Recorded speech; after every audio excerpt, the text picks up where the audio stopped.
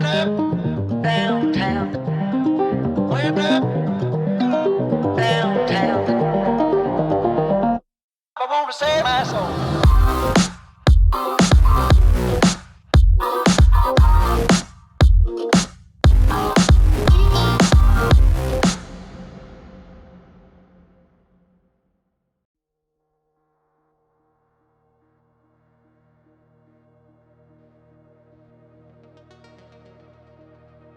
The only requirement to start Zulrah is the completion of the Regicide quest.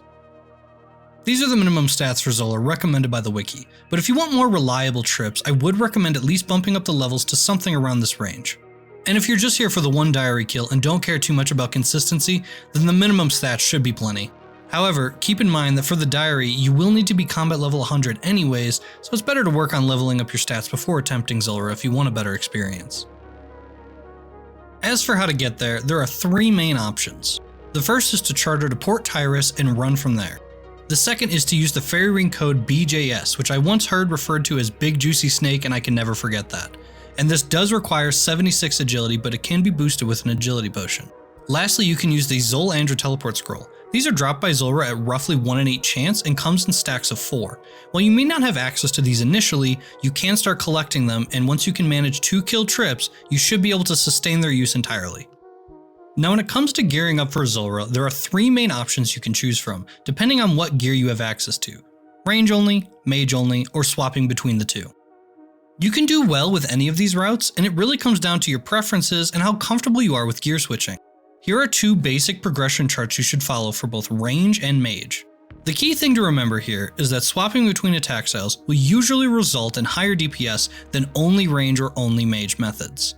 Additionally, Void can be a really great starting point because it can maximize your DPS while minimizing your switches. It only has a slight DPS loss compared to a full range and mage switch, and it gives you way more inventory space for food, making it an appealing option for a starting setup. If you want to do range only, Crystal Armor, even without the Bofa, provides a significant accuracy bonus, making even the normal Crystal Bow a strong contender against all of Zulrah's forms, and this is my personal favorite method. For mage only, full Arams with an Aram Staff and Tome of Fire is a really decent starting option. The Tome of Fire provides a significant 50% DPS increase with fire spells. However, the Trident is way more effective as it scales much higher with your mage level, and it allows you to be on Lunars to use the Cure Me spell, which we'll go over later. I tested all of these different gear setups at the stats the wiki recommends, and from my experience, if you're just here for your one diary kill, you can easily get away with the Iban Staff and Magic Shortbow. However, truthfully, if you want to farm this consistently, I would recommend waiting until you unlock a Trident or Crystal Armor for better consistency. And if you're stubborn and really just want to come here early, at least wait until you have full Aram's Armor and a Tome of Fire. Now let's talk about your ring slot. During the fight, snakelings with 1 HP will constantly spawn, and dealing with them manually can really eat into your DPS. That's where the Rings of Recoil will come in handy, as the snakelings will kill themselves simply from attacking you.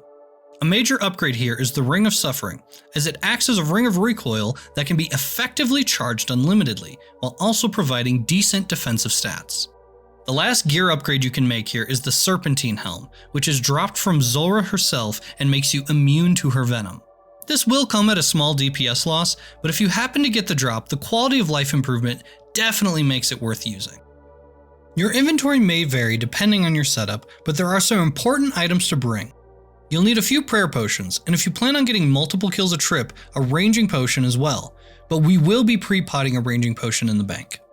For food, it's recommended to have alternating rows of Karambwans and Sharks or any other high-level food. Zulrah can suddenly deal a lot of damage, so combo eating is really important. If you're unfamiliar with this concept, you will click a Shark first and then a Karambwan in that order. This will trigger the combo eat and you will consume both pieces of food in one action. Zulrah drops noted mana rays, so on average you can expect to receive around 3 mana rays per kill, so eventually it will be possible to get enough to sustain yourself on these alone. If you aren't camping one style, make sure you bring your gear switch. Also bring either anti-poison potions or the runes for the lunar spell Cure Me if your setup allows you to be on lunars.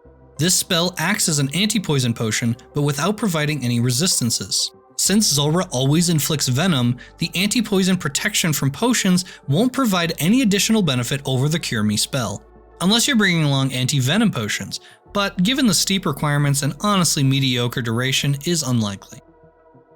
Otherwise, if you can't be on Lunars, it'll take roughly 2 anti-poison potions per kill, but this will obviously vary depending on your kill speeds.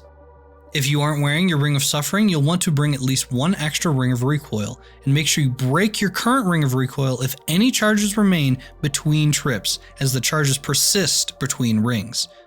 As I mentioned before, if you have a Trident as your mage weapon, or you are doing a range-only setup, you can be on Lunars, so take advantage of the Cure Me spell and bring the runes along for this, alongside Vengeance if you meet the mage requirement.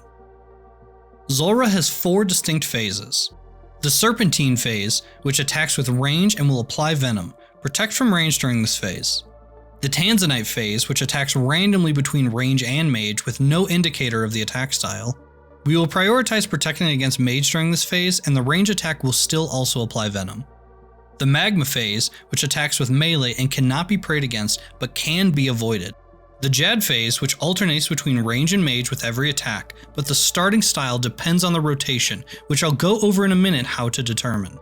Zulrah will cycle between these different phases throughout the fight in different orders depending on which of her 4 rotations she's in, and she can move between the 4 different spawn locations in the arena.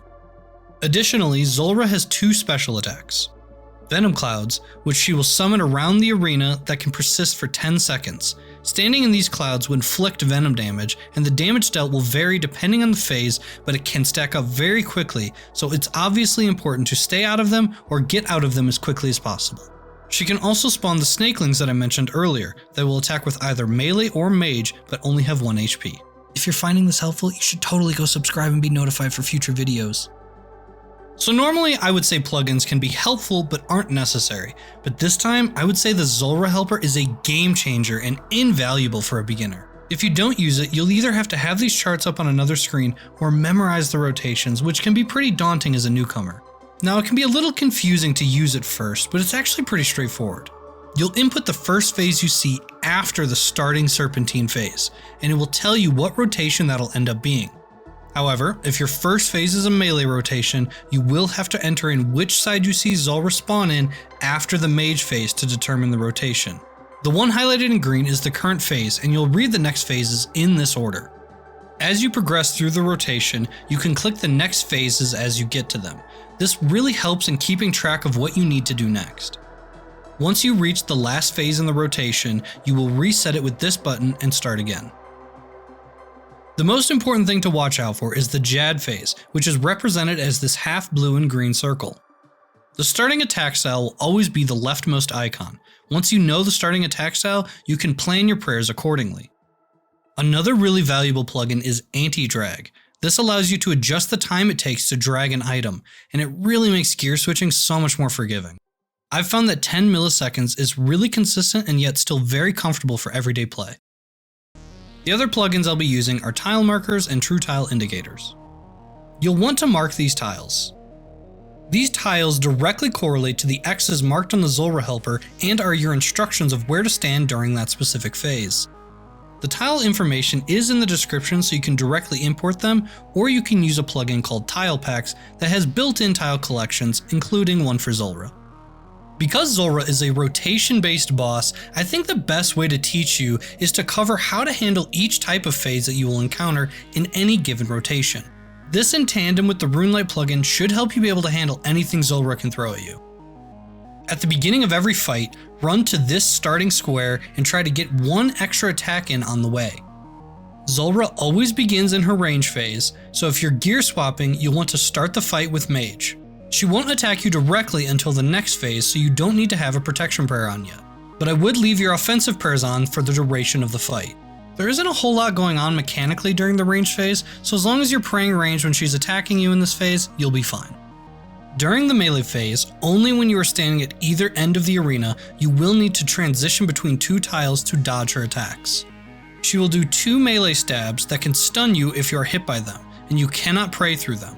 Her animations take a long time, so you can easily get an attack in between her stabs, just prioritize getting into position first.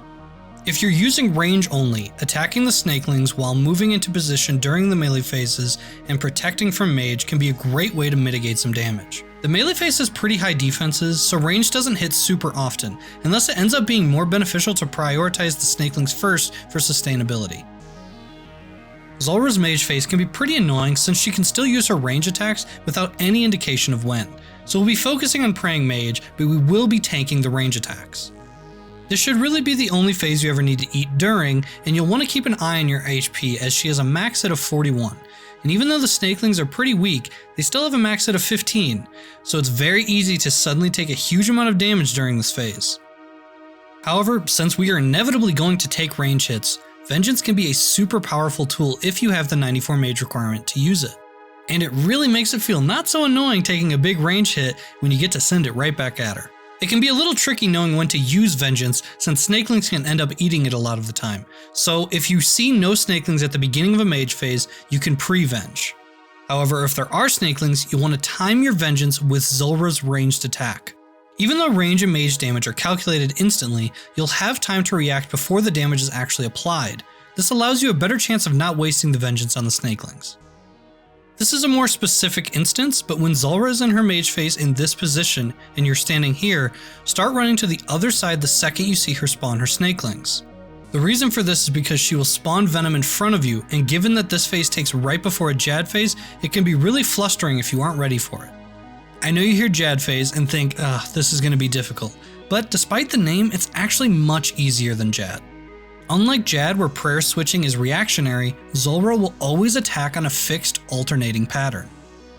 So timing prayer switching is actually pretty easy as long as you know what the starting attack is going to be. Again, since range and mage attacks are calculated instantly, all we need to do is wait for the animation to start and then switch prayers. I'll leave this going for a moment so you can get a feel for what I mean.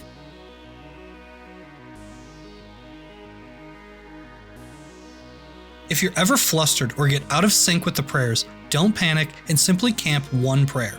It's really easy to accidentally be perfectly wrong and get hit by every single attack, so if you lose your rhythm, camping one style will at least ensure you avoid 50% of the damage. There's always a small delay before you can attack Zulrah when she spawns, which can be especially annoying during a Jad phase, so make sure your initial prayer is correct first to give you time to attack her before you need to switch prayers again. Similarly to the mage example earlier, if you encounter a Jad phase in this location, start preemptively running to the next location after 8 or 9 of her attacks. She'll be casting venom in the direction you need to run after her 10th attack, and if you are caught in these, it will deal a ton of avoidable damage. This is the only Jad phase you need to do this for, and if you really don't want to count attacks, it's roughly 20 seconds after she spawns. As a general tip, if you ever get out of sync with the Zulrah helper and feel lost, you can usually default to switching sides and prayers, and for the Jad phases, they will always be green and start with mage on this side and range on this side. There are a lot of phases throughout the fight that you don't need to pray anything, as Zulrah herself won't directly attack you. This is indicated by the lack of a prayer icon in the Zulrah helper. So during these phases, it's advised to prioritize praying mage to mitigate damage against the snakelings, although they do melee as well. Unless you have anti-venom potions or serpentine helm, you'll be constantly venomed throughout the fight. Venom can be really dangerous because the damage dealt increases rapidly over time, so our objective is not to remove the venom entirely, but to minimize its damage. To do this, we will use a sip of an anti-poison potion or a Cure Me spell between phases. If you're using the Cure Me spell, you can use this much more liberally as long as you have the runes. You can also simply click your HP icon to automatically cure your venom whether you're using potions or the Cure Me spell. And double clicking this with the Cure Me spell will totally remove all poison without any delay or interruption in your attacks. It may sometimes be unavoidable that you will need to eat during a phase, specifically the mage phase, but if possible, try to wait until phase transitions to eat. An interesting quirk to this is that you can attack the new phase of Zulrah instantly after eating, so if you end up eating mid-phase, you're going to lose out on a lot of DPS. As an Ironman, Zulrah won't make you a ton of GP, but she does have some amazing upgrades and tons of really valuable supplies. Each unique drop is 1 out of 512, but you can expect to get any one of these drops at 1 out of 128 KC. And with that, you should have everything you need to conquer the big juicy snake. Thanks for watching, and I hope it helped. And if it did, please subscribe for more, it really does help a ton. If there was anything you think I missed or other guides you'd like to see me make in the future, please let me know down in the comments or let me know in my Discord channel. Have a good one, guys. I'll catch you in the next one.